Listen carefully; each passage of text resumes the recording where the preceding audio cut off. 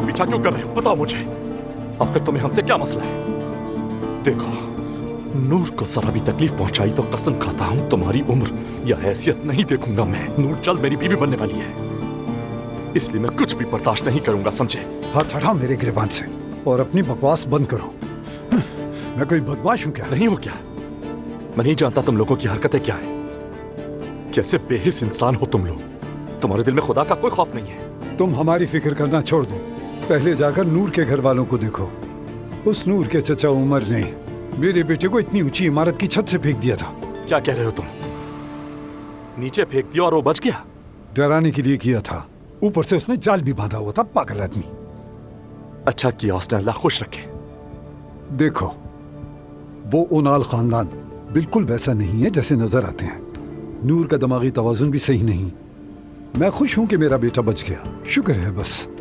अब तुम अपनी फिक्र करो। ये लोग तो बहुत खतरनाक निकले, हमें खबर तक ना हुई। अब तुम भी देखो।